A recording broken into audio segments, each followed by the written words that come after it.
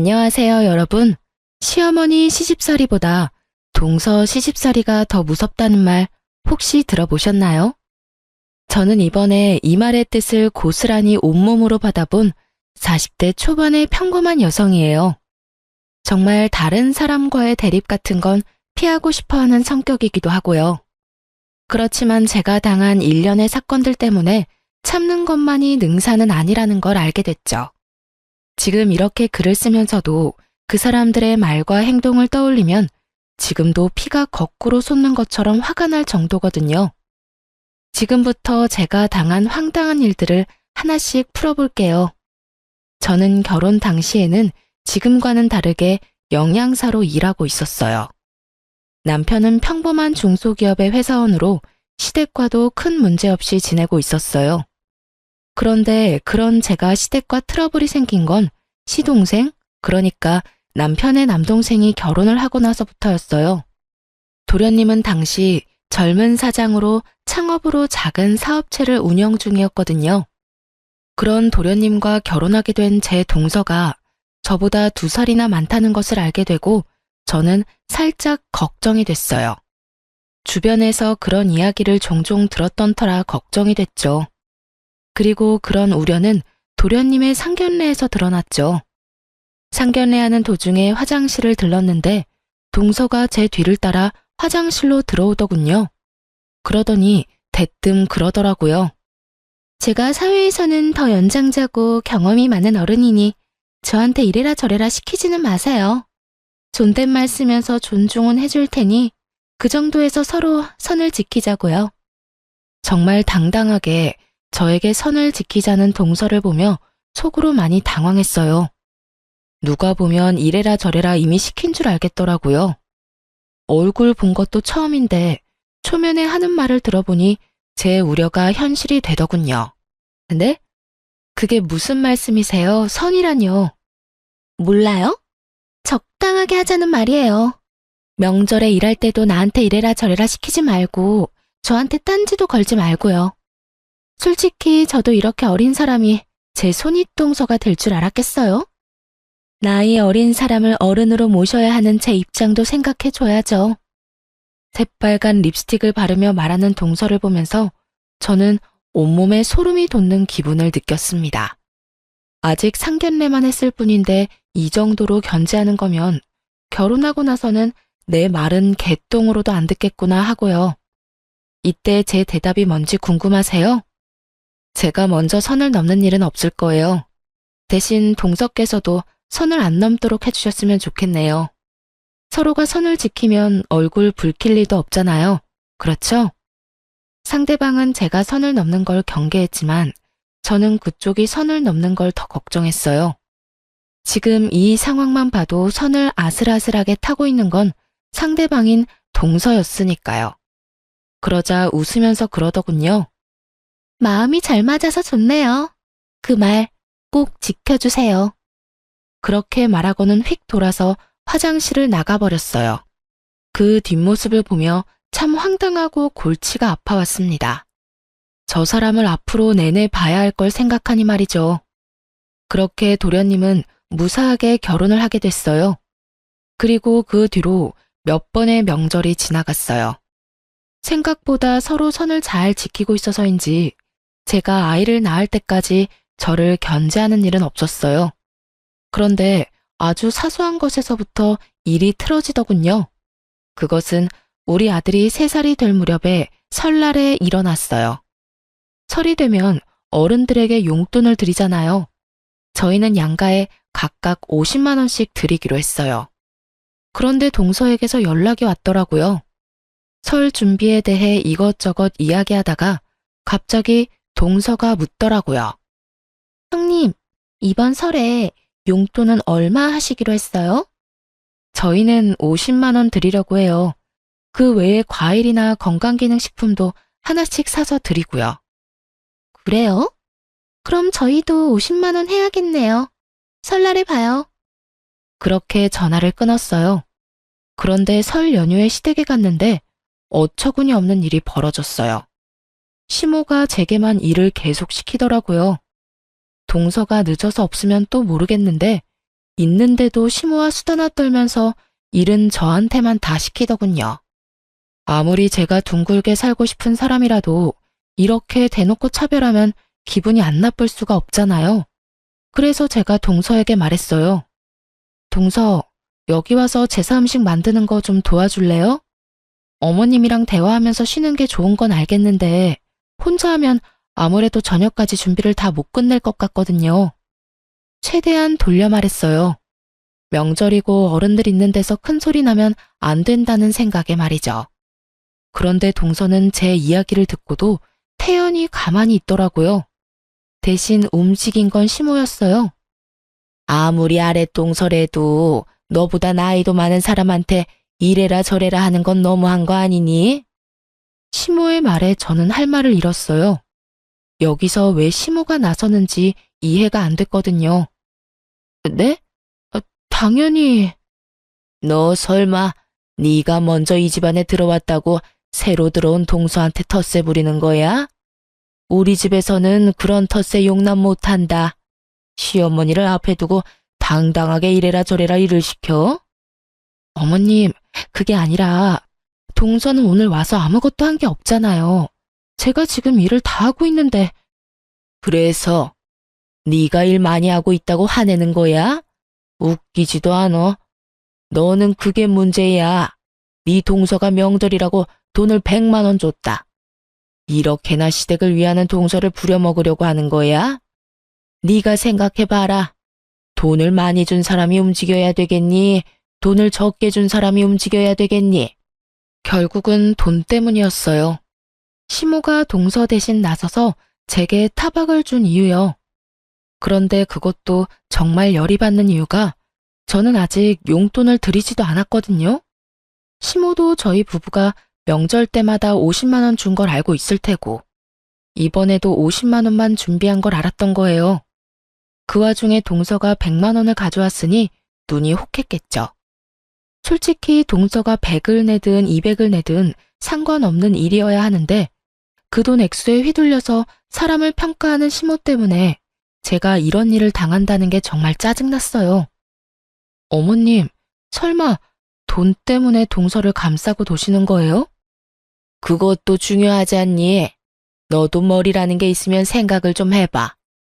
동서가 그만큼 돈을 많이 냈다는 걸 알면 시어머니 말에 토를 달 게 아니라 네가 더 열심히 일을 해야지. 돈만 많이 내면 일 안 해도 된다는 말이세요? 누가 그렇게 말했어? 내 말은 돈도 많이 냈고 나이도 많으니 네가 동서에게 뭐든 시킬 입장이 아니다 라는 말이지. 말이 되지 않는 말을 참 말처럼 포장해서 말하더군요. 열받았지만 꾹 참았어요. 왜 참았는지 아세요? 다음번 명절부터는 시댁에 오지 않을 작정이었거든요. 그렇게 마음을 먹어버렸어요. 남편이 뭐라 하던 내가 하고 싶은 대로 하겠다는 생각으로 꾹 참고 제사상과 밥상을 차렸어요. 여전히 동서는 아무것도 안 하고 시모와 둘이서 하하호호하며 즐거운 시간을 보내고 있더군요. 그렇게 저녁 시간에 밥을 먹는데 시모의 행동에 저는 또 열이 슬슬 올라오는 것을 느꼈어요. 밥을 먹는데 시모가 제 앞에는 나물 반찬만 놔두더니 동서와 도련님 앞에는 고기 반찬을 놔두더군요. 그러면서 하는 말이 더 웃겼어요. 둘째 며느리 고생했다. 네 덕분에 이리 풍족한 명절을 보내는구나. 많이 먹거라. 이게 다 네가 우리 집에 들어온 덕이야. 어머님, 무슨 그런 말씀을 하세요. 어머님이 계신 덕분에 잘 되는 거죠. 그러니 제가 드린 용돈으로 맛있는 것도 사드시고 좋은 곳에 놀러도 다니세요. 간드러지는 동서의 목소리에 행복해하는 시모를 보니 배알이 뒤틀리더군요. 음식 차별하는 게 제일 기분 더럽다더니 그 말이 딱 맞더라고요. 제가 좋아하는 음식을 못 먹게 해서가 아니라 제가 직접 만든 음식조차 못 먹게 하는 걸 보니 열받아 결국 확 질러버렸어요. 저는 동서 앞에 놓인 산적을 들어서 저와 남편 앞에 가져왔어요. 그러자 시모가 눈을 동그랗게 뜨고 저를 쳐다보며 말하더군요. 예, 그걸 왜 그쪽으로 가져가? 제가 만들었는데 맛도 못 보나요? 그리고 고생은 제가 다 했는데 포상은 다른 사람이 받는 것 같아서 제 몫은 제가 챙기기로 했어요. 그러면서 보란듯이 밥을 와구와구 흡입하기 시작했죠. 너 무슨 애가 교양이 없어? 이런 식으로 마구잡이로 가져가면 어떡하니? 네가 한 게 뭐가 있다고? 제가 한 게 뭐가 없는데요? 아니, 그럼 여기 와서 부엌에 발 한 번 안 디디고 열심히 이빨이나 까던 동서는 뭘 한 게 있어서 고기 반찬 넙죽넙죽 갖다 바쳐요? 야, 동서 없었으면 그 고기들이 여기 있었겠어? 네가 맛이라도 본 건 다 동서 탓이야. 알아들어? 그 고기도 요리해줄 사람 없으면 다 썩어 빠지는 거 모르세요? 땀 흘려가며 몇 시간 동안 고생한 사람은 뒷전이고 그저 돈만 많이 낸 동서만 아끼시는 거 보니까 다음부터는 저도 돈 낼 테니까 사서 먹는 게 제일 낫겠네요. 오래 저것도 형님이라고 어디서 못된 맏며느리 행세야? 네가 맏며느리라도 맏며느리 같은 일을 했어야 칭찬을 하든 말든 할 거 아니야? 할 수 있는 거라고는 요리하는 것밖에 없는 주제에 어디서 말대꾸야? 그러니까 요리는 전문가한테 맡기세요. 저 하나한테 다 시켜먹지 마시고요. 열받은 저는 그 자리에서 일어나 바로 부엌으로 갔어요. 다들 제가 화나서 감정을 식히러 간 거라고 생각한 듯 하더군요. 저는 전혀 그럴 생각은 없었어요. 화는 이미 나 있었고 열받아서 제가 만든 음식 앞에 소금통을 들고 섰어요. 그리고 음식들 위로 소금을 완전 쏟아부어 버렸죠. 그리고 그 다음에는 설탕도 열심히 쏟아부었어요. 열심히 제사 준비했는데 돌아온 게 이런 멸시라니. 해놓고 인정도 못 받을 거 왜 했나 싶었어요. 그래서 제가 한 음식 싹 다 망쳐버렸죠. 그리고 나와서 남편에게 말했어요. 어머님 용돈으로 드릴 돈 어디 있어? 어? 여기. 남편이 돈이 든 봉투를 제게 줬어요. 저는 그걸 챙겨서 제 가방에 넣고 시댁 현관으로 갔어요. 시모가 그것을 보고 있다가 부랴부랴 따라 나오더라고요. 예, 너 그 돈 우리한테 주려고 한 돈 아니냐? 그걸 왜 네가 갖고 가? 혼자서 일하고 밥도 제대로 못 먹었는데 제가 왜 어머님한테 용돈을 드려요? 맘 같아선 일당이라도 달라고 말씀드리고 싶지만 그럴 수 없으니 저희가 어머님한테 드리려던 돈 일당으로 생각하고 제가 가져갈게요. 어차피 동서에게 100만 원 받아서 저희가 주는 돈은 필요도 없으시잖아요. 예, 너 아까 내가 그런 말 했다고 지금 시어머니를 핍박하는 거니? 세상 말세다 말세야. 어디 며느리가 시어머니한테 이딴 짓을 해? 요즘 세상에 바보로 사람 차별하는 시어머니가 계실 줄 저도 상상 못했네요. 그리고 핍박은 제가 당했지 어머님이 당하신 건 아니죠. 앞으로는 동서랑 두 분이서 열심히 제사 준비하세요. 하하호호 즐겁게 담소 나누시면서 하시면 저 같은 며느리보다 더 잘하시겠죠. 그리고 이런 취급받으면서 매번 명절에 방문할 정도로 제가 비정상인 사람은 아니거든요.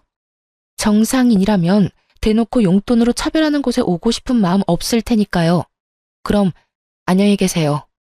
그렇게 제 할 말만 하고 나가버렸는데 남편이 저를 뒤쫓아 나오더군요. 여보, 대체 왜 이렇게 화를 내? 우리 집에서 왜 이런 짓을 벌이냐고.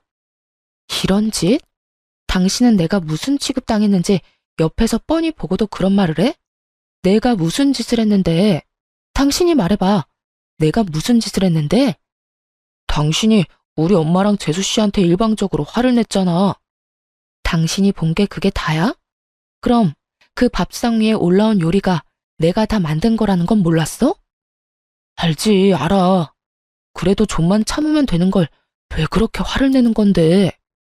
손가락 하나 까딱하지 않고 쉬던 사람들이야. 나 혼자 제사 준비에 식사 준비 다 했다고. 그런데 뻔히 내가 좋아하는 반찬 알면서 그걸 동서 앞에 놔주시는 거 못 봤냐고. 한 번은 참았어. 그런데 이건 너무 빈정상하잖아.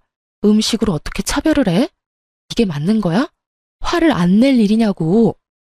그럼 당신이 돈을 좀 더 잘 벌지 그랬어. 뭐? 그걸 말이라고 해? 내 말이 틀려. 돈도 못 벌면 일이라도 해야지. 솔직히 동생네가 돈 더 많이 한 것도 사실이고, 그러면 당신이 좀 양보해줘야 하는 거 아니야? 우리는 돈 안 내? 그리고 집마다 다 사정이 다른데 어떻게 남들 하는 만큼 다 내고 살아? 그리고 돈을 더 벌라니? 나 박봉이라고 지금 무시하는 거야? 무시하는 게 아니라 그게 사실이잖아. 당신이 돈만 좀 더 잘 벌었어 봐. 그러면 우리도 부모님 댁에서 이렇게까지 수모 당할 일도 없었겠지. 당신도 진짜 돈 때문에 내가 이런 취급당하는 게 당연하다고 생각하는 거야? 당신도 단단히 미쳤네. 됐어. 나 이제 시댁에 안 와. 당신이나 오던가 마음대로 해. 남편의 말에 배신감을 크게 느꼈어요. 저라고 하고 싶은 말이 없었겠어요? 도련님네 사업하며 동서는 일도 안 하며 편하게 도련님 돈 쓰면서 생색은 다 내고 다녔거든요. 남편에게 너는 왜 그만큼 못 버냐고 말하고 싶었지만 남편 생각해서 참았던 거예요. 솔직히 이날 제가 느낀 감정은 이 집에 내 편은 아무도 없구나였어요. 결국 남편과도 싸운 저는 바로 친정으로 향했어요. 그런데 그날 저녁에 동서가 전화를 했더군요. 형님, 도대체 음식에 무슨 짓을 한 거야? 도저히 사람 먹을 수가 없잖아. 먹지 말라고 그렇게 해놓은 건데 잘 됐네요. 앞으로는 음식 드시고 싶으시면 직접 요리해서 드세요. 저한테 전화 와서 뭐라 하지 마시고요. 결국 그렇게 전화를 끊고 그 뒤로 진짜 명절에 가지 않았어요. 남편이 저를 박봉의 쓸모없는 여자로 생각한다는 걸 알았을 때 이혼을 고려했지만 그때는 이미 뱃속에 둘째가 들어있더군요. 그래서 그때 한 가지 결심했죠. 딱 한 번만 더 저를 폭발하게 만들면 뒤도 안 돌아보고 이혼해 버릴 거라고요. 2년간 시댁의 발길을 끊었더니 그제야 시모가 연락이 왔더군요. 앞으로 그런 일 없을 테니 제사 지내러 오라고요. 무슨 조상님들 벨나치 어쩌고 말은 거창하게 하는데 딱 봐도 동서의 요리 솜씨가 별로였던 모양이었어요. 시부모가 생각보다 입맛이 까다롭거든요. 결국 동서까지 전화해서 미안했다고 돌아오라는 말을 듣고 3년째부터 명절에 다시 가게 됐어요. 용서했다기보다는 이때쯤에는 제게도 변수가 생겼거든요. 바로 이직이었어요. 저는 결혼 전부터 영양사로 일을 했는데 돈을 많이 벌지는 않지만 시간은 그래도 규칙적인 편이었어요. 그런데 남편이 박봉인의 어쩌네 하는 말을 들으니 자존심도 상하고 화도 나더라고요. 그 와중에 어머니에게서 연락이 온 거였어요. 친정부모님은 두 분이서 음식점을 운영하고 계셨거든요. 워낙 잘 되는 음식점이라 사람들도 많고 단골도 많은 곳이에요. 그런데 아버지가 손을 다쳐서 요리를 더 이상 못할 상황이 됐어요. 낫는 데까지는 시간이 한참 걸리고 그 사이에 괜찮은 사람 찾는 것도 힘들고 그래서 어머니가 저한테 전화를 하셨더라고요. 혹시 이쪽에서 일해볼 생각 없냐고 말이죠. 처음에는 애들 생각해서 시간이 좋은 영양사로 남을까 싶었는데 괜히 오기가 생기더라고요.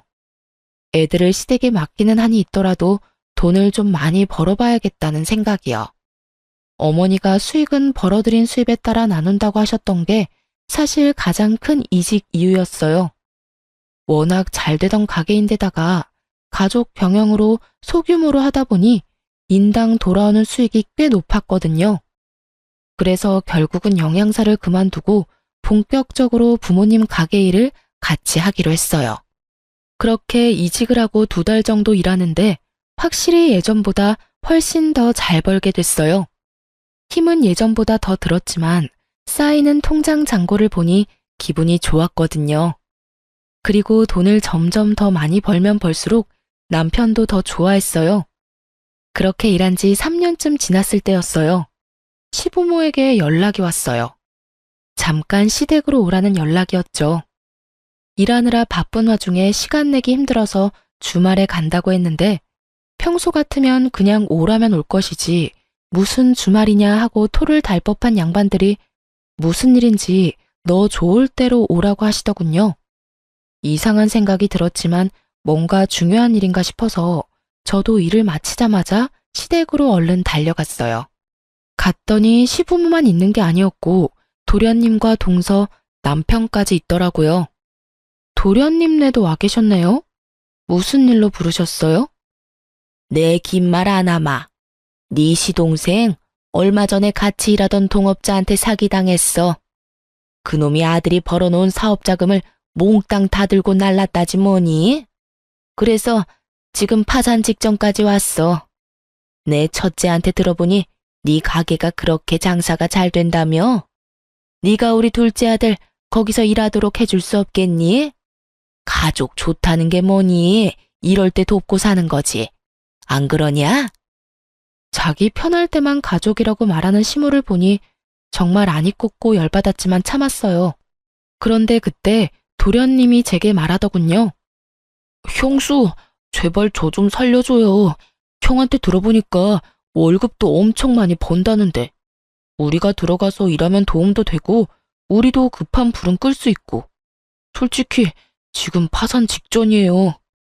도련님, 제 밑에서 일하실 수 있겠어요? 솔직히 여태껏 식당에서 일해본 적 없는 사람을 쓰는 것도 저희 쪽에는 큰 위험이고. 제 말이 끝나기도 전에 동서가 불쑥 저희 말하는 사이에 끼어들었어요. 누가 형님 밑에서 일한대요? 그냥 일만 가르쳐주고 2호점 열 수 있도록 금전적인 지원만 해달라는 이야기예요. 솔직히 형님네가 저희 남편 아랫사람으로 취급하는 것도 싫고 그냥 돈 빌려주고 레시피만 알려주면 끝 아닌가요? 이 말은 그거였죠. 네 밑에서 일하기 싫으니 너는 레시피랑 돈만 지원해주고 꺼져라. 그 이야기를 듣는데 아직도 정신 못 차렸구나 싶었어요.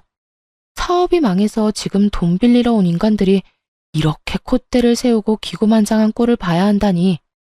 결국 열받은 저는 더 생각하지도 않고 거절했어요. 일하기 싫으면 2호점도 없어요. 본점에서 일도 한번 해보지 못한 사람이 어떻게 2호점을 열어요? 저희 가게는 2호점 열 생각도 없고요.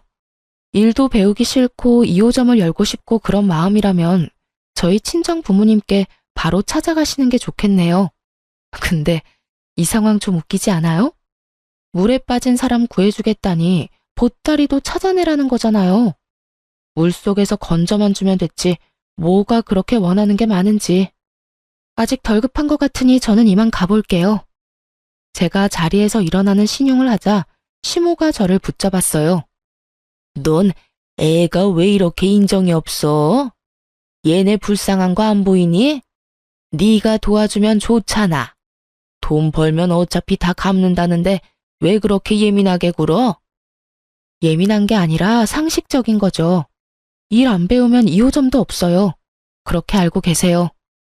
결국 그 뒤에 도련님이 찾아와 저희 가게에서 일을 한 달간 배웠어요. 그리고 무슨 돈이 있었던 건지 2호점을 만들었더라고요. 그렇게 번갯불에 콩 볶아 먹듯 일을 배워서 바로 2호점을 차려 나갔어요. 제 눈앞에서 사고만 치던 시동생이 나가서 저도 속은 편했는데 2호점에서 내내 사고만 치더군요. 사업을 했다고 해서 장사에는 소질이 있겠거니 했는데 아무래도 음식점이다 보니 위생 관련해서 문제가 계속 터졌어요. 그래서 그거 수습하려고 매번 제가 시동생 가게에 들렀어야 했고요. 그런데 더 웃긴 건 이 와중에도 시부모의 둘째 아들에 대한 사랑은 아주 지고지순하더군요. 도련님네가 새로 가게를 오픈해서 나가고 얼마 안 지나서 시댁 친척 중에 칠순잔치가 있어서 참석하게 됐어요. 제가 화장실에 갔다가 사람이 너무 많아서 그냥 돌아오는데 친척들 이야기하는 게 들리더라고요. 아유, 그 집은 좋겠어요. 그런 복덩어리 같은 며느리가 들어와서. 돈도 많이 벌고 얼마 전에 사기당한 둘째도 걷어줬다면서? 며느리 참 잘 들였다니까. 고모님이 제 칭찬을 하고 계셨어요. 감사한 마음에 웃음을 띠며 시모 뒤로가 얼른 고맙다고 말하려는데 시모가 제가 있는지도 모르고 이야기하더군요. 걔가 복덩이요? 당치도 않아요. 복덩이는 여기 우리 둘째 며느리지. 자기 남편 사기당해도 얼마나 내조를 열심히 하는지. 게다가 첫째 며느리하고는 달라서 그 힘든 와중에도 열심히 시댁에 용돈도 붙여주는 참 착한 며느리예요. 그 이야기에 진짜 어이가 없었어요. 남편이 그렇게 일하느라 바쁜데도 동서는 일도 돕지도 않고 도련님 사업할 때처럼 집에서 쉬고 있었거든요. 가끔씩 도련님이 바쁜 일정이 있거나 약속이 있을 때만 잠시 나와서 가게를 봐줄 뿐이었고요. 그런 둘째 며느리가 제 자식 돈으로 효도 생색내고 있다는 걸 아는지 모르는지 입에 침이 마르도록 열심히 칭찬 중이었어요. 그걸 보니 정말 정이 뚝 떨어지더군요. 그런데 제가 이 집안에서 정말 떨어져 나올 일은 그 다음에 발생했어요. 제가 영양사에서 자영업자로 직업을 전환하면서 아이들을 볼 수 있는 시간이 많이 줄었거든요. 그래서 어쩔 수 없이 5살, 8살 애들을 시댁에 맡길 수밖에 없었어요. 그렇게 몇 달쯤 맡겼는데 애들이 점점 시댁에 가길 싫어하더라고요. 엄마, 우리 할머니 집에 안 가면 안 돼. 나 할머니 집에 가기 싫어. 을에 있는 투정이라고 생각했어요. 엄마랑 붙어 있고 싶은 마음에 저러는구나 하고 눈물이 핑 돌 것 같았단 말이죠. 그런데 이 상황에서 뜬금없는 말을 첫째가 하더군요. 할머니랑 숙모는 지원이만 예뻐하고 우리는 매번 혼낸단 말이야. 그게 무슨 소리야? 너희를 왜 혼내신단 말이니? 지원이는 동선의 아들이었어요. 이때는 동서가 자기 아들도 시댁에 맡겨놨나 보다 하는 생각만 들었어요. 그런데 그 다음 아들의 말에 혈압이 확 오르더군요.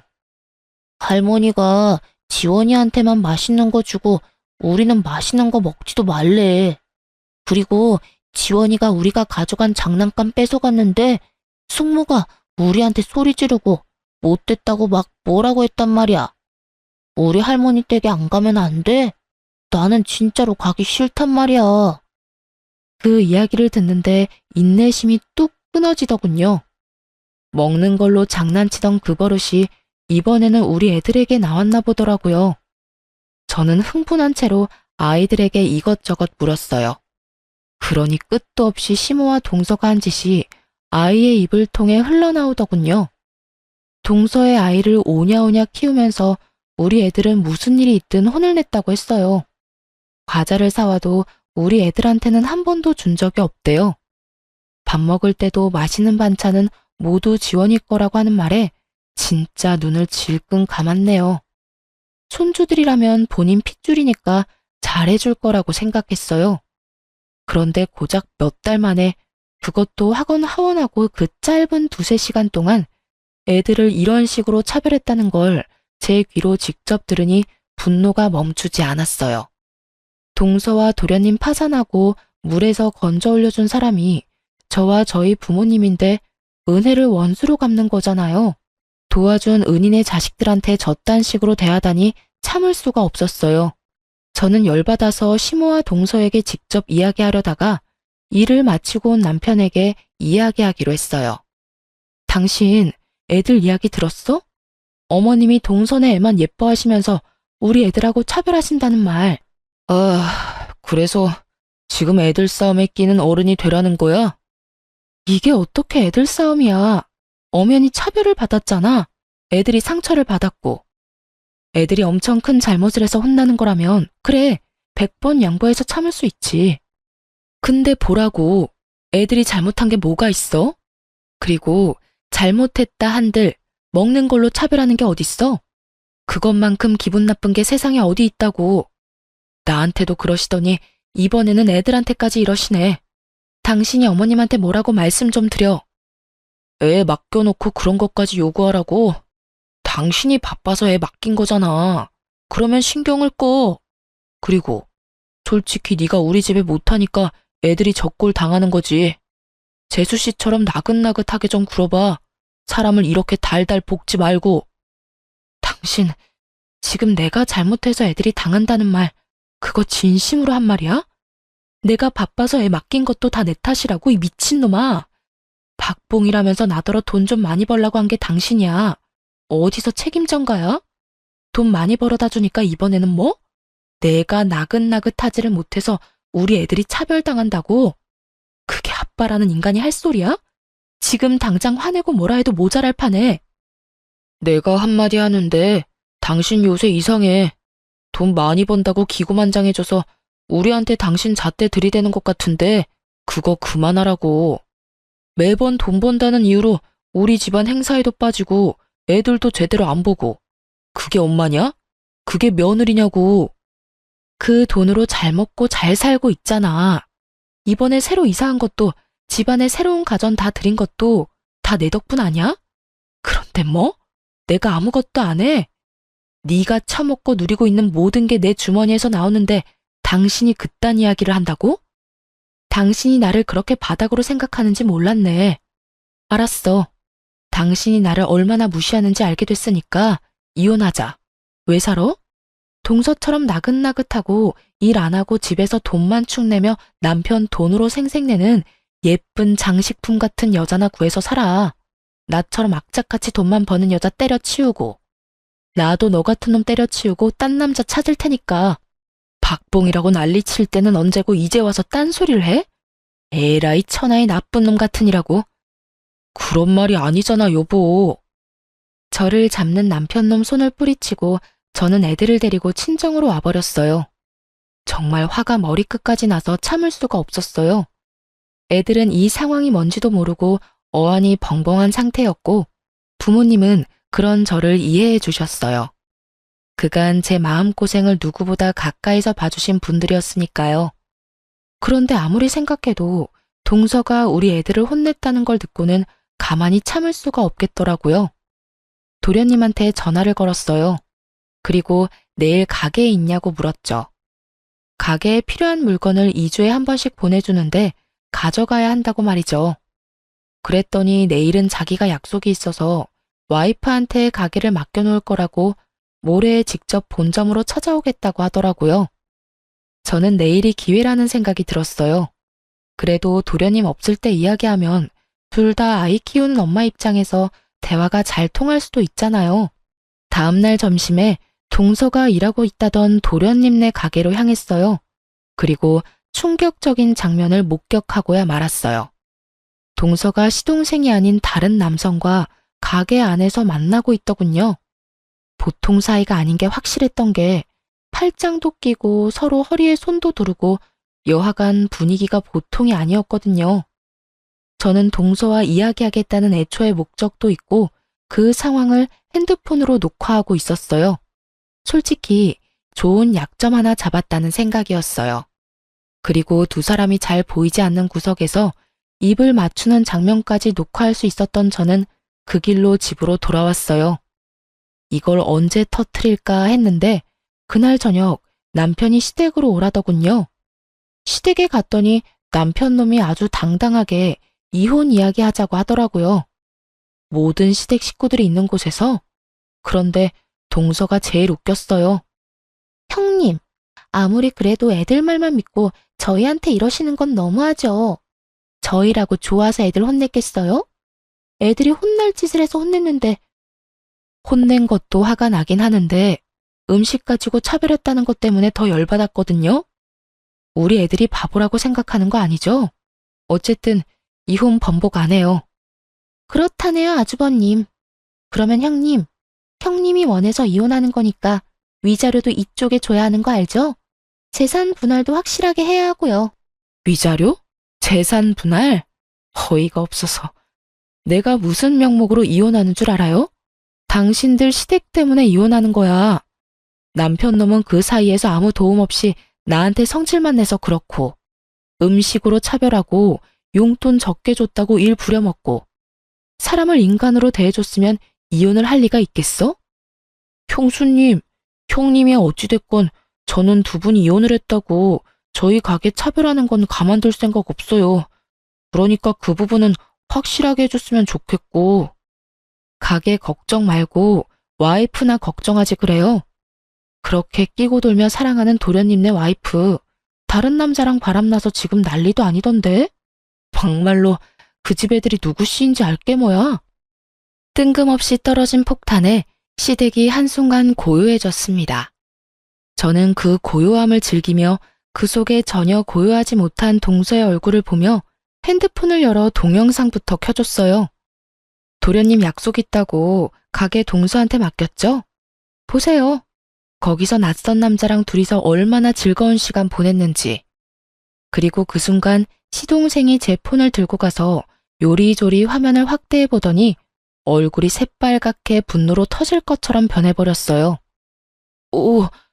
어떻게 당신이 이 사기꾼하고 같이 있어?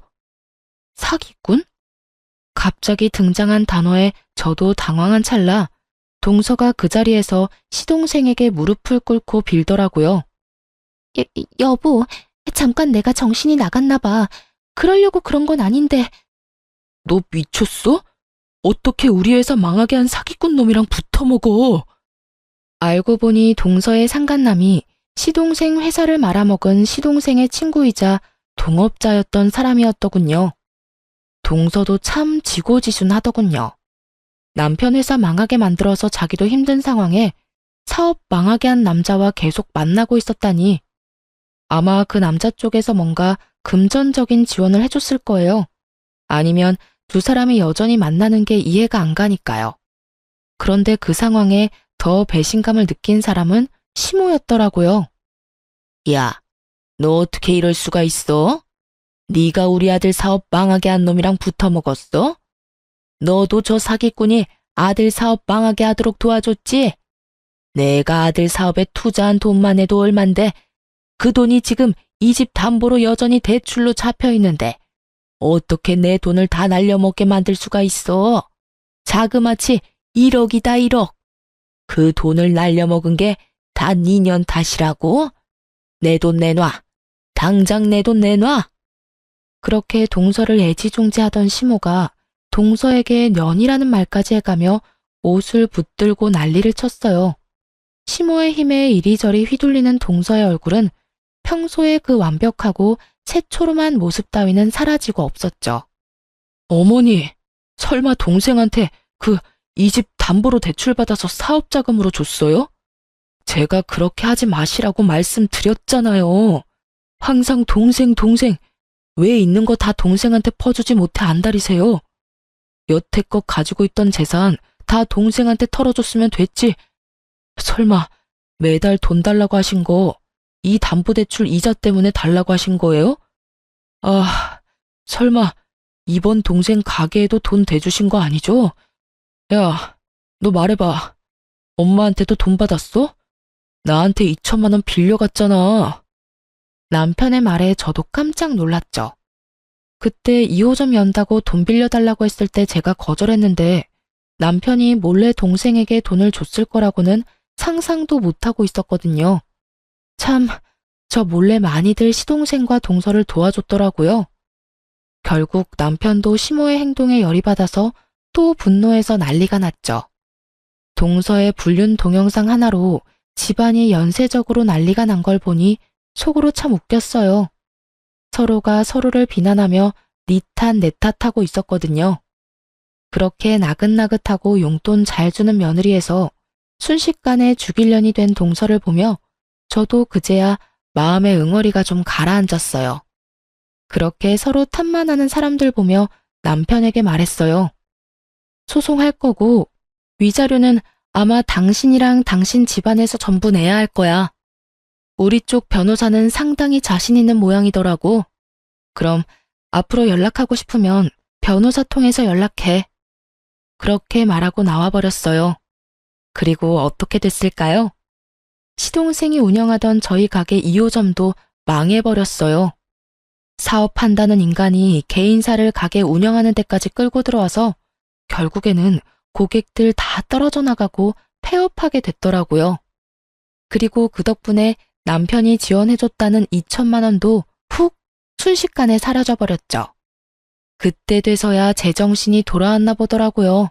저를 찾는 전화를 미친 듯이 하더라고요. 저는 할 말 없으니 변호사 통해서 말하라고 했고요. 나중에 장문의 문자가 왔는데 보고 있으려니 웃기지도 않았습니다. 남편이 저한테 그렇게 한 이유가 자격지심 때문이었대요. 제가 영양사로 일할 때는 자기보다 돈 덜 벌어서 무슨 일이든 큰 소리 칠 수 있었는데 제가 부모님 가게에서 일하게 되면서부터 돈을 더 많이 벌었잖아요. 그것 때문에 열등감과 자격지심에 저한테 뭐든 그렇게 화를 내고 싶었다네요. 근데 참 웃긴 게 그냥 우리끼리 잘 지냈으면 제가 버는 돈도 누리면서 잘 살 수 있었을 텐데 꼴랑 자존심 하나 세워보려고 하다가 결국은 위자료에 재산 분할까지 해야 돼서 살고 있던 집 저한테 넘기고 월세 들어갔다잖아요. 그 집 자체가 저희 반반 내고 들어간 집이라 다 정산하고 나니 남은 건 없던 거죠. 그런데도 시모가 장남인 자신이 아니라 동생만 챙겼던 걸 알고 나서는 시댁으로 들어갈 생각도 안 하더군요. 혼자 살 거라네요. 부모 부양할 생각조차 없다고 그렇게 시댁과 연 끊고 지낸대요.